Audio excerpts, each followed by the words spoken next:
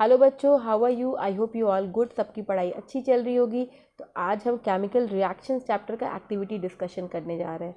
Activity is very very important, तो कभी भी इसको स्किप मत करना। आप क्लास 10 का क्वेश्चन पैटर्न अगर देखोगे तो वो एक्टिविटी बेस्ड हो गया है।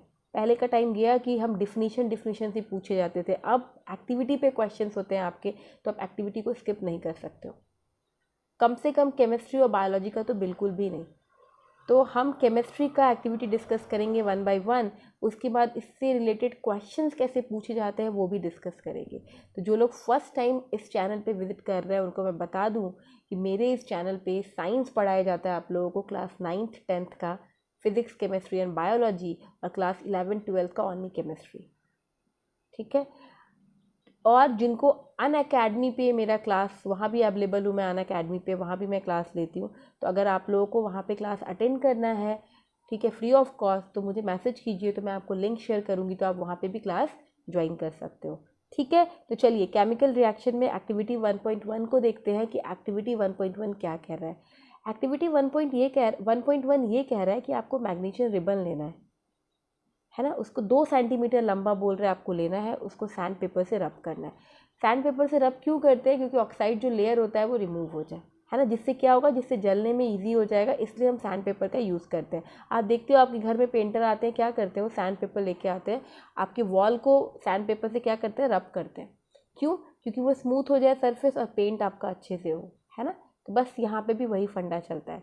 Hold it with a pair of tongs. आपको क्या करना है, टोंग की हेल्प से, चिमटा बोलते हैं इन हिंदी, उससे आपको इसको पकड़ना है। किसको? मैग्नीशियम रिबन को।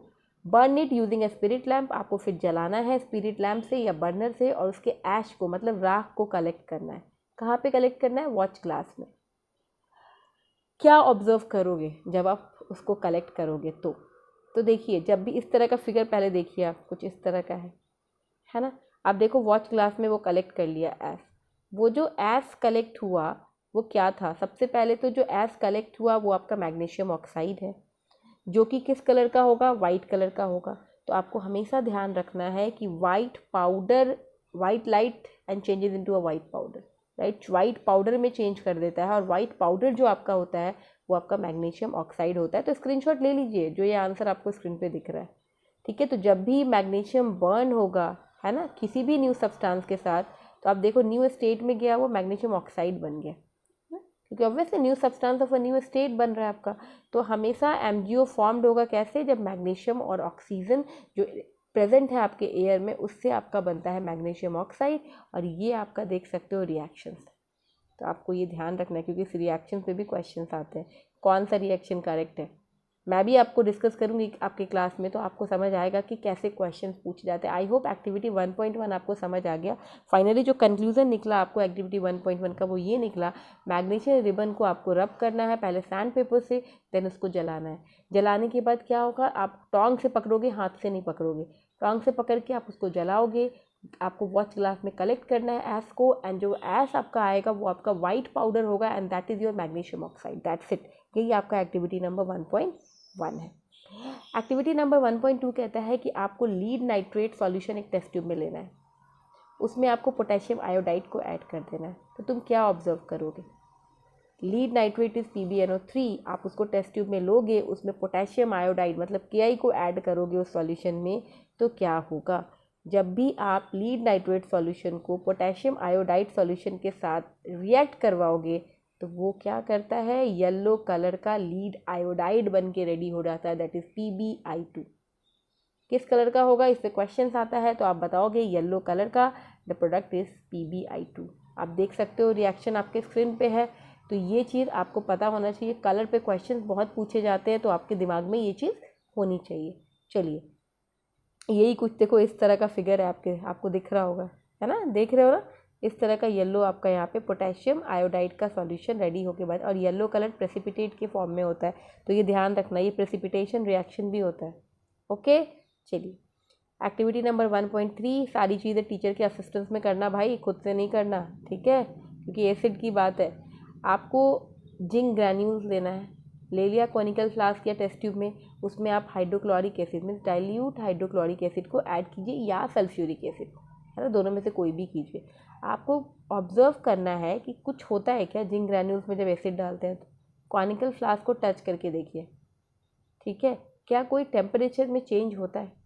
देखो एसिड जब भी आप डालोगे ना तो टेम्परेचर में चेंज ऑब्वियस है कि होगा। आप फिगर देख लीजिए पहले कुछ इस तरह का। तो सबसे पहले देखिए हुआ क्या, हाइड्रोजन गैस प्रोड्यूस हुआ उस कॉनिकल फ्लास्क के अंदर, हाइड्रोजन गैस प्रोड्यूस हुआ एंड देन आप जब टच करोगे तो वो आपको गर्म लगेगा। वाई? बिकॉज ऑफ एसिड, चाहे वो सल्फ्यूरिक एसिड हो दैट इज H2SO4 एंड या फिर वो हाइड्रोक्लोरिक एसिड हो दैट इज HCl। तो the presence of hydrogen gas can be observe in form of bubbles. आप हाइड्रोजन गैस को कैसे ऑब्जर्व किए? बबल्स के फॉर्म में। वो देखोगे कि उस फ्लास्क में बिल्कुल यहाँ पे है ना ब्रिस्क इवर्सेंस। ब्रिस्क इवर्सेंस का मतलब होता है कि कोई भी आपका गैस बिल्कुल फास्ट क्या हो रहा है, उसके अंदर मूव कर रहा है, निकल रहा है। तो that is your hydrogen gas. वो जो गैस था वो कौन सा गैस था? हाइड्रोजन गैस था। ये आपका रिएक्शंस है। तो आई होप समझ गए होगे आप कि ये एक्टिविटी क्या कह रही है। ये आपका कुछ एक्टिविटी नंबर 1.4 आ गया। ये कहता है कि आपको small amount of calcium oxide और क्विकलाइम लेना है एक बीकर के अंदर। उसको क्या करोगे? Slowly add water to this. आपको कैल्शियम ऑक्साइड को ही क्विकलाइम बोलते हैं। बीकर के अंदर लिया, उसमें वाटर को ऐड किया। वाटर ऐड करोगे, आप देख सकते हो कैसे टच कर रहा है बीकर को। दिख रहा है फिगर सबको? Do you feel any change in temperature? क्या होगा, क्या लगता है आप लोगों को? यस, टेम्परेचर में तो चेंज होगा। बीकर आपका गर्म हो जाएगा और कैल्शियम ऑक्साइड रिएक्ट करेगा वाइगसली विथ वाटर टू प्रोड्यूस स्लैकलाइन। क्या बन के आ गया? स्लैकलाइन प्रोड्यूस होता है और उसी को हम कैल्शियम हाइड्रोक्साइड भी बोलते हैं और वो हीट को रिलीज करता है। आया समझ? चलिए एक्टिविटी नंबर 1.5। एक्टिविटी नंबर 1.5 कहता है कि आपको 2 ग्राम फेरस सल्फेट क्रिस्टल लेना है ड्राई बॉइलिंग ट्यूब में। आपको कलर नोट करना है फेरस सल्फेट क्रिस्टल का। उसके बाद heat the boiling tube over the flame of a burner.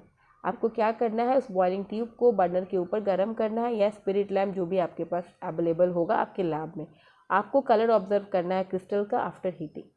तो क्या कलर ऑब्जर्व करोगे? फेरस सल्फेट को कुछ इस तरह से लड़की कर रही है लैब में, ये देखो आप देख रहे हो, है ना। अब इनिशियली जो होता है फेरस सल्फेट का कलर वो ग्रीन कलर का होता है, लेकिन जब आप फेरस सल्फेट क्रिस्टल को हीट करोगे तो उसका कलर चेंज होता है और वो पिंक कलर का फेरिक ऑक्साइड में कन्वर्ट हो जाता है। ये बहुत इंपॉर्टेंट क्वेश्चन बनता है आपके एग्जाम के लिए। तो देखिए रिएक्शंस क्या है आपके स्क्रीन पे। यहाँ पे 2 गैसेज हो रहे हैं, SO2 और SO3 रिलीज होते हैं। तो ध्यान रखिए कलर पे क्वेश्चन आता है प्लस आपके गैसेज पे भी क्वेश्चन आता है कि कौन सा गैस होता है। तो SO2 SO3 आपको ध्यान में रखना है, ग्रीन से पिंक कलर में वो कन्वर्ट होगा। ओके, समझ आया सबको? Activity number 1.6। एक्टिविटी नंबर 1.6 कहता है कि 2 ग्राम लीड नाइट्रेट पाउडर ले लो बॉइलिंग ट्यूब में। Hold the boiling tube with a pair of tong. आपको क्या करना है? उस बॉइलिंग ट्यूब को टोंग की हेल्प से, मतलब चिमटा की हेल्प से आपको पकड़ना है, उसको हीट करना है फ्लेम पे ले जाके, जैसे आप फिगर में देख रहे हो कैसे हो रहा है। What do you observe? Note down the change if any. होगा? यस होगा। Brown fumes of nitrogen dioxide emit होगा। Brown fumes of nitrogen dioxide आप देखोगे उसमें से इमिट होगा। कुछ इस तरह का रिएक्शंस होगा।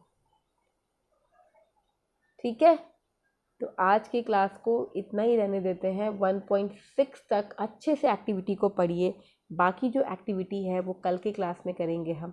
ओके, तो कल के क्लास का वेट कीजिए। और जिन लोगों को भी अनअकैडमी पे पढ़ना है वो मुझे मैसेज कर सकते हैं, तो मैं उनको लिंक प्रोवाइड कर दूंगी, वहाँ पे वो कनेक्ट हो सकते हैं क्लास में। Thank you so much for watching my channel. Stay connected.